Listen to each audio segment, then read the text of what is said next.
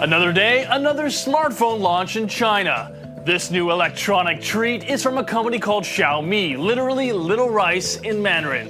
You probably haven't heard of the brand, but it's certainly got consumers in China revved up. They're lining up in this Bauhaus-style art hall in Beijing, enticed by hardware that matches the iPhone 4S at just half the cost. And while mobile users in the West often hold out for Apple or Samsung's pricey flagship devices, in China, the world's biggest smartphone buyer, the demand is clearly moving down market. Investment bank Jefferies says 2 years ago, just 18% of smartphones sold in China cost less than $250. Flash forward to 2012, the low end has blown up, expanding to 60%.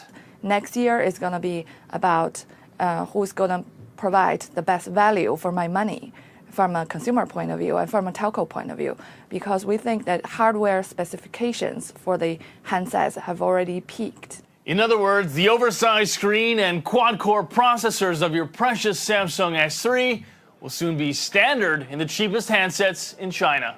Chipset makers like Qualcomm are lowering prices in China too in a bid for market volume. For the country's carriers like market leader China Mobile, that commoditization of the smartphone can't come soon enough. To keep on growing, the telcos need to bring in new users who can't afford iPhones and move their stingy Wi-Fi hotspot subscribers onto higher-yielding 3G plans.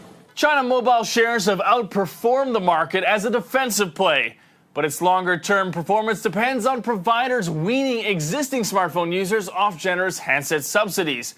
That's according to fund manager Kim Do, who's been accumulating China Mobile shares over the last 6 months. I think that the telecom players in China keep on having to offer more incentives or cut their, basically cut their net prices in order to try to compete against each other. So from a growth angle, I must say that it's not fabulous. A race to the bottom will present a major challenge for Apple and Samsung, who together have dominated the industry in the last couple of years.